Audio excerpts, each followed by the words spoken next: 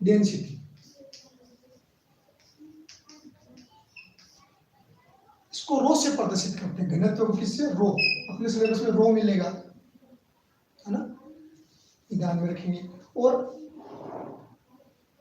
परिभाषा आप 9th class से पढ़ते हुए आते हो घनत्व। Thank you. घनत्व बराबर क्या होता है? घनत्व फॉर्मूला तो लगभग बच्चे जानते हो, उसी से अपन डेफिनेशन बनाएंगे। घनत्व बराबर होता है द्रव्यमान बट्टा आयतन। सब रट रखा सबने, लेकिन आज फील लेंगे इस बात का कि घनत्व होता क्या। इससे आप परिभाषा बना सकते हो, एकांक आयतन में द्रव्यमान, इस तरह से जोड़ के बना सकते हो। परिभाषा क्या बनेगी इसकी? एकांक आयतन में पदार्थ की मात्रा पदार्थ की मात्रा को द्रव्यमान भी कहते हैं, को उस पदार्थ का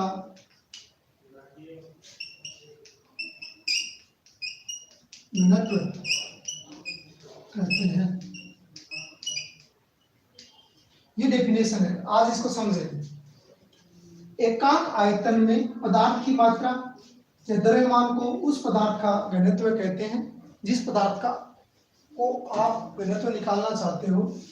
जैसे अपने एग्जांपल के तौर पे बात करें, एक आपने ऐसा कोई क्यूब या ऐसा कोई जार ले लिया जिसका घनत्व है, सॉरी जिसका आयतन 1 मीटर क्यूब। कोई टंकी ले ली, किसी भी तरीके से उसका आयतन 1 मीटर क्यूब है। हम मान लेते हैं इजी के तौर पे, और तरीके से भी हो सकता है। 1 मीटर लंबाई हो, 1 मीटर चौड़ाई हो, 1 मीटर ऊंचाई हो, लंबाई गुना चौड़ाई गुना ऊंचाई, तो आयतन कितना हो जाएगा? 1 मीटर क्यूब। एक हूबहू ऐसी आकृति एक और टंकी ले ली, इसका आयतन भी कितना है? 1 मीटर क्यूब। हम मान लेते हैं लंबाई चौड़ाई ऊंचाई सब 1-1 मीटर, तो 1 मीटर क्यूब होगा। ठीक है, इसमें आप भर देते हो जल। क्या भर लेते हो? जल भर लेते हो। इसमें आपने जल भर लिया, और इसमें भर ली मिट्टी भर ली।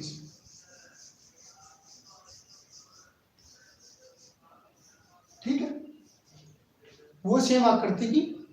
तो आप इनको जब तोलोगे तो द्रव्यमान किसका ज्यादा आएगा? सबको पता है मिट्टी का ज्यादा है। मिट्टी का द्रव्यमान ज्यादा आएगा और जल का द्रव्यमान कम आएगा। तो होगा क्या? हम कहेंगे जो जल का घनत्व है वो कम है मिट्टी के घनत्व से। मिट्टी के घनत्व से जल का घनत्व कम है। तोल के देख लेना, आप ऐसे करके देख लेना, घर पे भी करके देख सकते हो। और घनत्व होगा क्या? अब 1 मीटर क्यूब में जितना जल होगा वही उसका घनत्व होगा। तो 1 मीटर क्यूब में जल आता है 1000 लीटर पर मीटर क्यूब। 1000 लीटर पर मीटर क्यूब, यानी 1 मीटर क्यूब में 1000 लीटर जल आता है। ये इसका घनत्व आ गया। सपोज करो कि मिट्टी कितनी आ गई होगी 1 मीटर क्यूब में। मान लो अभी मैं मान लेता हूँ ऐसे एग्जैक्ट नहीं, 5000 केजी पर मीटर क्यूब आता है। आपने तोला 1 मीटर क्यूब बड़ा होता है, तो 500 लीटर की अपनी टंकी होती है, बाथरूमों पे लगी होती है, 500 लीटर की होती है। वो 1000 लीटर की बनाए तो कितनी तो बड़ी हो जाएगी ना, उससे 2 गुने हो जाएगी। तो इसमें आ गई 5000 केजी मीटर क्यूब। ठीक है, ये मिट्टी है। तो अब ये इसका घनत्व है 5000 केजी पर मीटर क्यूब और 1000 लीटर पर मीटर क्यूब, ये जल का घनत्व। इसी तरीके से और कोई पदार्थ रखोगे तो वो उसका घनत्व हो जाएगा। यानी एकांक आयतन में पदार्थ की मात्रा बोले तो द्रव्यमान उस पदार्थ का घनत्व होता है। ठीक, अब घनत्व की मात्रक की बात करेंगे तो मात्रक क्या बनेगा?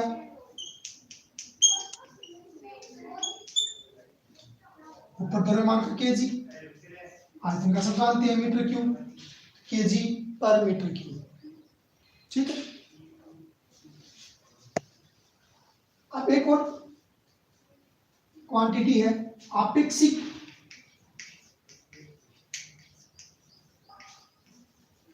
घनत्व, आपेक्षिक घनत्व या सापेक्ष घनत्व भी बोलते हैं इसको।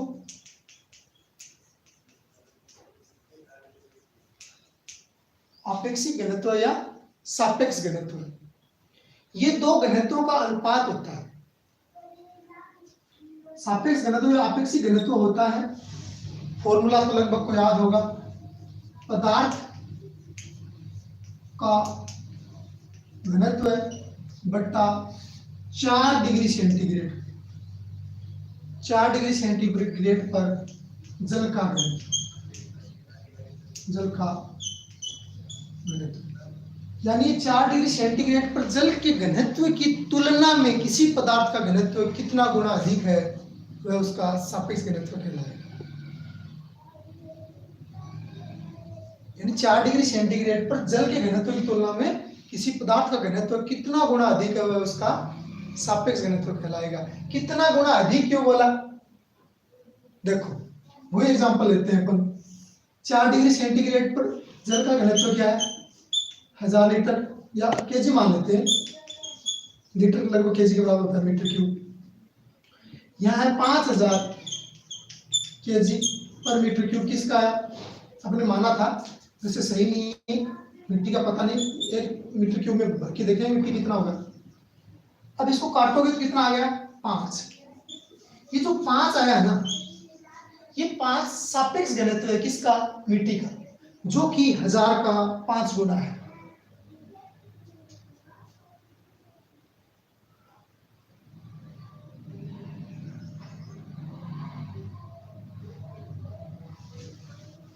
लिक्विड होता है उसके लिए लीटर काम में लेते हैं, और सॉलिड अवस्था होती है उसके लिए केजी काम में लेते हैं। ये एग्जांपल समझने के लिए, जरूरी नहीं एकदम एकदम सही 5000 केजी पर मीटर क्यूब मिट्टी का घनत्व हो। हाँ, एक समझने के लिए तो सापेक्ष घनत्व की क्या परिभाषा बनेगी, 4 डिग्री सेंटीग्रेड पर जल के घनत्व की तुलना में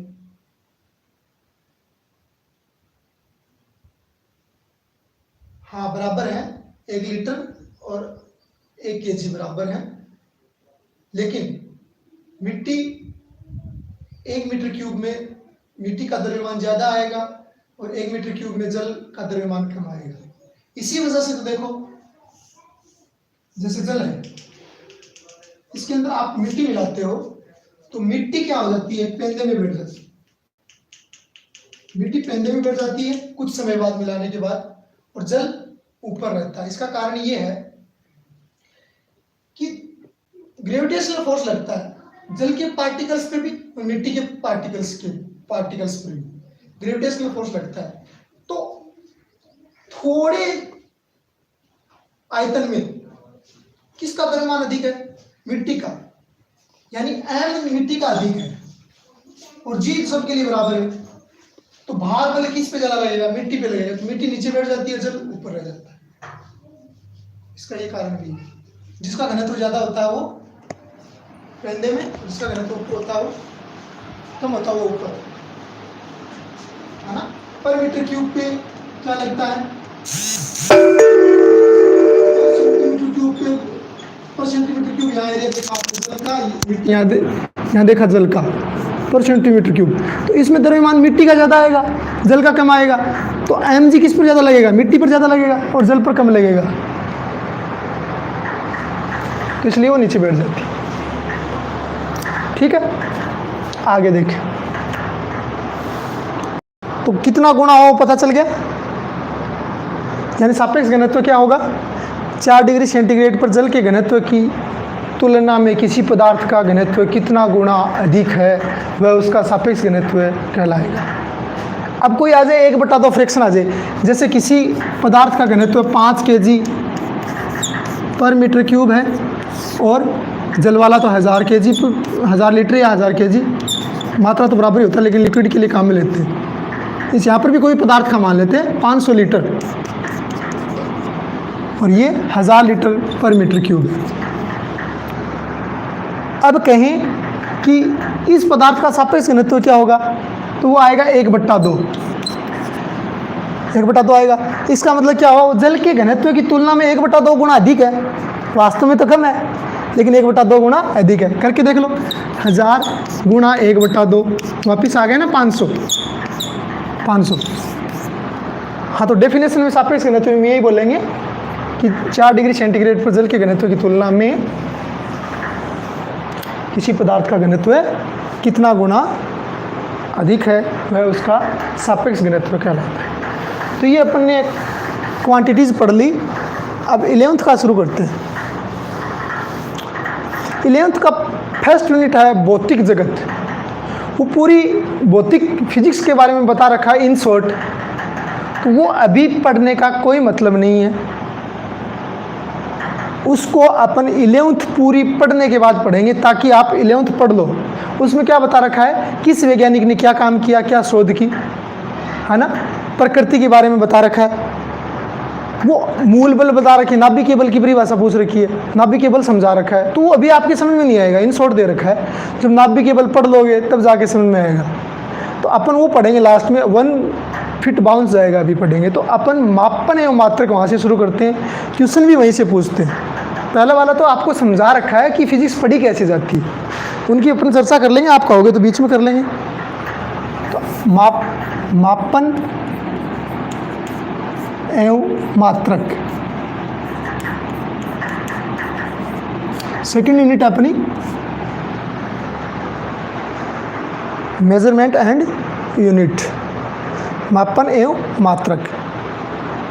देखो, मापन के लिए चाहिए भौतिक राशियाँ, जो अपन पढ़ते आ रहे हैं, सारी की सारी भौतिक राशियाँ। मापन के लिए जो चाहिए अपने को भौतिक राशि और प्रकृति। फिजिक्स भौतिक का मतलब होता है प्रकृति है। प्रकृति में होने वाली घटनाओं का अध्ययन और मापन करने के लिए क्या चाहिए, हमें भौतिक राशि चाहिए। भौतिक राशि मापन किन का होगा, भौतिक राशियों का होगा। तो पहले भौतिक राशि के अध्ययन कर लें, फिर मापन की बात कर लेंगे, है ना। तो भौतिक राशि किसे कहेंगे, वे राशियां जो प्रकृति या भौतिकी के अध्ययन के लिए आवश्यक है, समझने के लिए आवश्यक है, तथा प्रकृति में होने वाली घटनाओं का मापन किया जा सकता हो, उनको कहते हैं भौतिक राशि। बात समझ में आई क्या? वे राशियां जो प्रकृति या भौतिकी में होने वाली घटनाओं का अध्ययन एवं समझने तथा उनका मापन में आवश्यक होती है, उन राशियों को कहते हैं भौतिक राशि। जैसे कोई कहे मम्मी का प्यार, माँ का स्नेह, माँ का प्यार, ये दुर्भाग्यवश कोई भौतिक राशि नहीं है, क्योंकि हम माँ के प्यार को माप नहीं सकते। यदि कहीं परिभाषित भी होता तो माँ का प्यार बराबर होता अनंत। यदि होती है कोई भौतिक राशि तो उसको अपन अनंत मानते। वैसे अपन माप नहीं सकते। जैसे भाई बहन का प्रेम, आपके दोस्तों के बीच में दोस्ती, मित्रता, इनको आप माप नहीं सकते। ऐसे नहीं कह सकते कि मैं तुमसे 5 किलो नफरत करता हूँ, मैं मेरी मम्मी से 10 किलो प्यार करता हूँ, ऐसे नहीं कह सकते, है ना। तो ये भौतिक राशियाँ नहीं हैं। हंसना, रोना, स्नेह दिखाना, गुस्सा करना, दुश्मनी जाहिर करना, ये सब अपन माप नहीं सकते, तो उनको भौतिक राशियाँ नहीं कहेंगी। वो फिजिक्स में कहीं डिफाइन नहीं है। ठीक बात। तो भौतिक राशि की परिभाषा लिखेंगे सारे। वे राशियाँ जो प्रकृति में होने वाली घटनाओं के अध्ययन व मापन के लिए आवश्यक हैं, भौतिक राशियाँ कहलाती हैं। भौतिक राशि आपने वैसे सिलेबस में 2 प्रकार की है, मैं 3 प्रकार बना रहा हूँ उनका, वह भी समझ में आ जाएगा क्यों। भौतिक राशि एक अनुपात के मान पर, अनुपातिक भौतिक राशि बोलता हूँ मैं तो, अनुपातिक भौतिक राशि।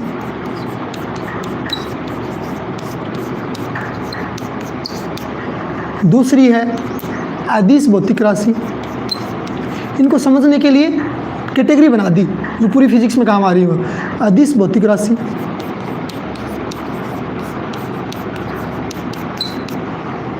तीसरी सदिश भौतिक राशि। ये बहुत ज़्यादा इंपॉर्टेंट है, सदिश भौतिक राशि। इनसे इनकी सारी घटनाएं जोड़ पढ़ेंगे अपन। ये इसकी जो यूनिट बनेगी इससे अगली, वो बहुत इंपॉर्टेंट अपने आप में, वो फिजिक्स की बिगनिंग वहीं से होती है। अनुपातिक भौतिक राशि, ये ऐसी भौतिक राशि होती है जो दो समान प्रकृति की भौतिक राशियों का अनुपात होती है। जो आपने अभी अभी देखा सापेक्ष घनत्व या आपेक्षिक घनत्व, रिलेटिव डेंसिटी, सापेक्ष घनत्व या आपेक्षिक घनत्व, उसमें क्या आया? ऊपर घनत्व आया, पदार्थ का घनत्व है, यानी ऊपर घनत्व है, नीचे भी घनत्व है। तो घनत्व इसका मात्र केजी पर मीटर क्यूब, नीचे भी केजी पर मीटर क्यूब।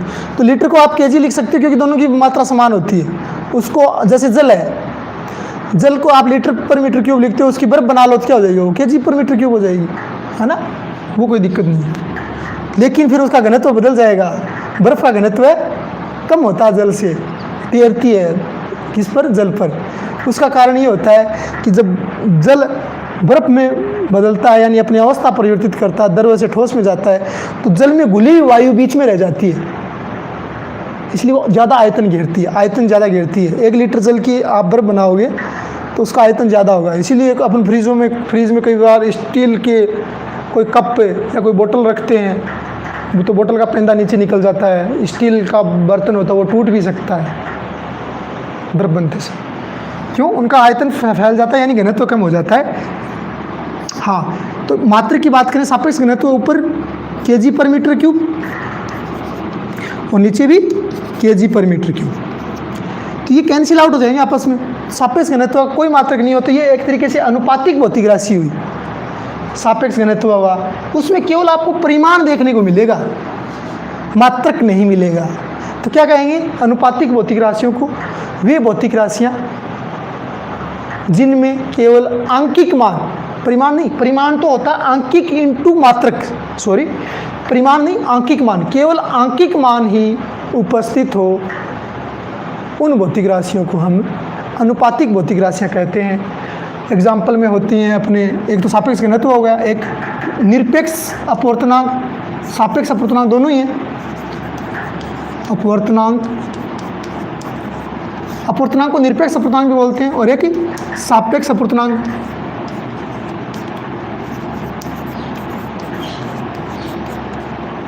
रिफ्लेक्टिव इंडेक्स और रिलेटिव रिफ्लेक्टिव इंडेक्स, ये भी क्या होता है? अपवर्तनांक होता है निर्वात में प्रकाश का वेग बट्टा किसी माध्यम में प्रकाश का वेग। तो ऊपर वेग मीटर पर सेकंड, नीचे मीटर पर सेकंड कट जाएगा, केवल अनुपात मिलेगा। इसी प्रकार ये भी निर्वात के किसी माध्यम के सापेक्ष दूसरे माध्यम में प्रकाश का वेग, तो इसमें भी मीटर पर सेकंड बट्टा मीटर पर सेकंड मिलेगा। तो ये भी एक अनुपातिक भौतिक राशि है जिसमें केवल आपको आंकिक मान मिलेगा, मात्रक नहीं मिलेगा। इसी तरीके से विकृति पढ़ोगे आप, अभी पढ़ी नहीं है, विकृति पढ़ोगे। पिछली बार 10 की यूनिट थी, अब की बार पता नहीं 11 की हो गई होगी शायद, क्योंकि 1 यूनिट बढ़ गई ना भौतिक जगत। विकृति पहले क्या थी? भौतिक जगत और ये मापन और मात्रक मिला के 1 यूनिट की हुई थी, अब उनको 2 पार्टों में डिवाइड कर दिया। विकृति होती है आप विमा में विकृति, विमा में विकृति बट्टा मूल विमा, मूल विमा। ये देखो क्षेत्रफल में भी विकृति की जा सकती है, आयतन में विकृति की जाती है, लंबाई में विकृति की जा सकती है। अभी आपको ज़्यादा समझ में नहीं आएगा, इसमें ज़्यादा चर्चा करेंगे नहीं। आप ये समझ लो एक एग्जांपल के तौर पे, एक वायर है, एल्यूमिनियम का वायर है, वो 10 सेंटीमीटर है। कितना है? 10 सेंटीमीटर। आपने उसे धूप में रख दिया तो वो धूप में कुछ फैल जाएगा, वो हो गया मान लो 10.5 सेंटीमीटर का हो गया। तो क्या कहेंगे अपन? विकृति आ गई कितनी? 0.5 सेंटीमीटर। और मूल विमा कितनी? 10 सेंटीमीटर। तो विकृति क्या हो जाएगी? 0.5 बटा 10, ऊपर भी सेंटीमीटर नीचे भी सेंटीमीटर, वो कैंसिल आउट हो जाएगा। तो विकृति की कोई विमा नहीं होती। तो ये अनुपातिक भौतिक राशियाँ हैं। आगे पढ़ेंगे अपन। ये वैसे होती है अदिश में ही है, अदिश टाइप की हैं ये, लेकिन मैंने समझने के लिए अलग बना लिया इनको। स्टैंडर्ड बुकों में अलग बना भी रखी हैं, ऐसी बात नहीं है, मैं भी कहीं से देख के अलग बनाया है मैंने भी। दूसरी अदिश भौतिक राशि, दूसरा टाइप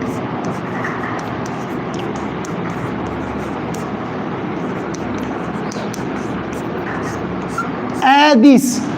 ए मतलब नहीं, दिश मतलब दिशा, जिसमें दिशा की आवश्यकता नहीं हो, अदिश भौतिक राशि कहलाती हैं। क्या कहेंगे? वे भौतिक राशियाँ जिनको पूर्णतया व्यक्त करने के लिए, किसी को समझाने के लिए, बताने के लिए, पूर्णतया व्यक्त करने के लिए परिमाण में क्या क्या होता है? आंकिक मान होता है, और आंकिक मान के साथ गुणा में होता है मात्रक। परिमाण जिनको पूर्णतः व्यक्त करने के लिए केवल परिमाण, कोष्ठ में क्या लिखेंगे? आंकिक मान व मात्रक की आवश्यकता होती है, उन भौतिक राशियों को हम कहते हैं अदिश भौतिक राशि। क्या?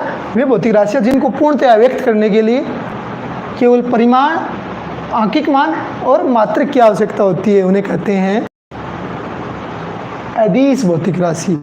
जैसे आपको कहें, मम्मी बोले जा बेटा 5 केजी चीनी लेके आ, आप गए 5 केजी चीनी लेके आ गए, ठीक है। अब ये ज़रूरी नहीं है कि आप कन्हैया बानिया जी से 5 केजी चीनी लेके आते तो ज़्यादा आती, ये नहीं है, और आप किसी और बानिया से चीनी लेके आते तो कम आती। हाँ, कोई बानिया लालची हो तो एक अलग बात है, यदि एक्चुअल में 5 केजी चीनी दी है तो किसी भी बानिया से लेके आओ आप, है ना, तो वो 5 केजी ही आएगी। यानी दिशा का कोई रोल नहीं है इसमें।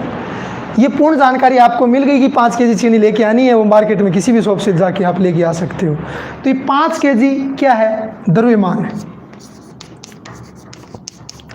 तो द्रव्यमान क्या हुई? एक भौतिक राशि हुई, वो कौन सी हुई? अदिश भौतिक राशि हुई। इसमें 5 क्या है? आंकिक मान है, आंकिक मान। और केजी क्या है? मात्रक है। केजी क्या है? मात्रक है। तो किसी भौतिक राशि को हम Q से प्रदर्शित करते हैं, तो Q बराबर होता है NU। N क्या होता है? उसका आंकिक मान, U होती है उसकी यूनिट, आंकिक मान और यूनिट, ये दोनों का गुणनफल एक भौतिक राशि को प्रदर्शित करता है, अदिश भौतिक राशि को। इसमें यदि डायरेक्शन और जोड़ दी जाए तो वो आगे सदिश बन जाएगी, ठीक बात। ऐसे द्रव्यमान हो गया, दूरी हो गई, चाल हो गई, और कार्य हो गया, दाब हो गया, शक्ति हो गई, ये सब क्या है? अदिश भौतिक राशियाँ, जिनको अपन ने पढ़ ली, इसीलिए मैंने पहले पढ़ाई थी, आप थोड़ी पहचान करने लग जाओ भौतिक राशियों की, है ना। तो ये अपन ने सारी पढ़ ली, अदिश और सदिश मिला के पढ़ ली। उसमें बता भी दिया था ये सदिश है, कारण भी बताया था क्यों सदिश है, क्यों अदिश है। अब इसमें एक बात करते हैं कि Q बराबर यदि NU है, N उसका आंकिक मान, U उसका मात्रक, इसका गुणनफल कभी परिवर्तित नहीं होता, लेकिन N इनवर्सली प्रोपोर्शनल U होता है। इस बात को आज अपन समझेंगे।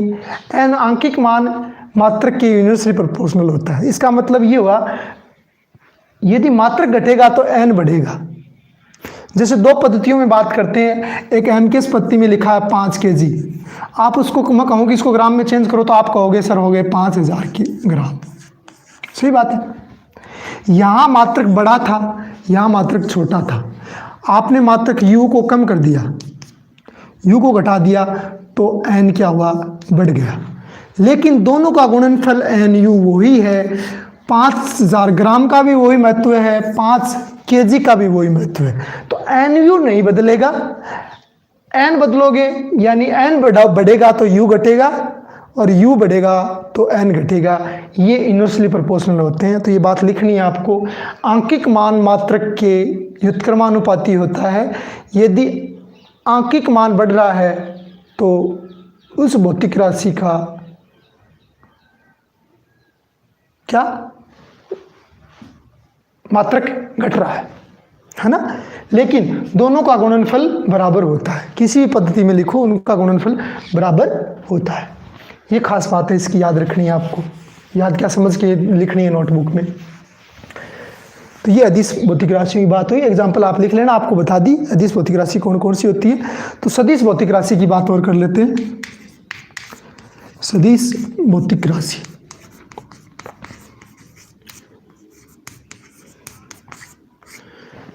सदिश मतलब दिशा सहित, वे भौतिक राशियां जिनको पूर्णतया व्यक्त करने के लिए परिमाण, परिमाण में वही चीज आएगी आंकिक मान इनटू मात्रक, क्या परिमाण, इसके साथ दिशा का और आवश्यक पड़ जाए, दिशा और साथ में आए तो वो कौन सी भौतिक राशि होगी, वो होगी वेक्टर भौतिक राशि, यानी क्यू वेक्टर हो जाएगा। वो सदिश को ऐसे प्रदर्शित करते हैं, कोई भी भौतिक राशि उसको तीर लगा के प्रदर्शित करते हैं, तो क्यू सदिश बराबर होगा एन आंकिक मान इंटू यू, और साथ में क्या लगेगी, दिशा लगेगी, साथ में क्या लगेगी, दिशा। वो आप अगली यूनिट में सीख, अगली यूनिट में आई कैप, जे कैप, के कैप, उस तरह से एकांक सदिश काम में लोगे, वो सीख जाओगे। साथ में दिशा होगी। आज के दिन अभी ये समझें कि दिशा का होना आवश्यक है। जैसे बल की बात करें, आपको समझाया था बल एक सदिश भौतिक राशि है, तो ये सदिश क्यों है उसकी चर्चा करते हैं। जैसे ये गेट पे कहूँ, एक बच्चे को कहूँ कि आप इस पे 10 न्यूटन बल लगाओ, गेट आधा खुला हुआ है, तो बच्चा क्या कहे, क्या सोचेगा कि पता नहीं सर, इसको बंद करवाना चाहते हैं, खुलाना चाहते हैं। तो आप बच्चा पूछेगा सर खोल दो या बंद कर दो, पूछेगा ना। यानी दिशा होना जरूरी है पूर्णतः जानकारी के लिए, कि इसको खोलेंगे तो इधर बल लगाएंगे और इसको बंद करेंगे तो इधर बल लगाएंगे। फिर मैं कहूँ कि बंद कर दो, तो वो बल लगाए इधर, और वो गलती से उसको पता नहीं हो गेट किधर बंद होता है किधर खुलता है, तो विपरीत दिशा में बल लगाएगा तो काम उल्टा हो जाएगा। तो दिशा का इतना महत्व है ना। पूर्ण जानकारी नहीं मिलती यदि सदिश भौतिक राशियों में दिशा आवश्यक नहीं हो तो, ठीक है बात। तो सदिश भौतिक राशि किसे कहोगे, वे भौतिक राशियां जिनको पूर्णतया व्यक्त करने के लिए परिमाण यानी आंकिक मान और मात्रक के साथ साथ दिशा का होना अति आवश्यक है, उन भौतिक राशियों को हम कहेंगे सदिश भौतिक राशियां। इनके एग्जाम्पल आपको समझा दिए, परिभाषा में फॉर्मूले वगैरह भी करवा दिए, कुछ और भी आएंगे। विस्थापन, वेग, त्वरण, बल, फिर विद्युत क्षेत्र, बल आघूर्ण, कोणीय विस्थापन, कोणीय वेग, कोणीय त्वरण और विद्युत द्विध्रुव आघूर्ण, इस तरह से और भी भौतिक राशियाँ होंगी। ये भौतिक राशियाँ सदिश भौतिक राशियाँ होंगी। ये आप एग्जाम्पल में लिख लेना, अपन पढ़ेंगे इनको आगे, फिजिक्स पढ़ेंगे तब इन भौतिक राशियों को इन डिटेल पढ़ेंगे, ठीक है। तो आज की क्लास इतनी रही थी, अभी टाइम भी ठीक हो गया, क्लास ख़त्म करते हैं। थैंक यू, जय माँ सरस्वती, पढ़ते रहो, खुश रहो।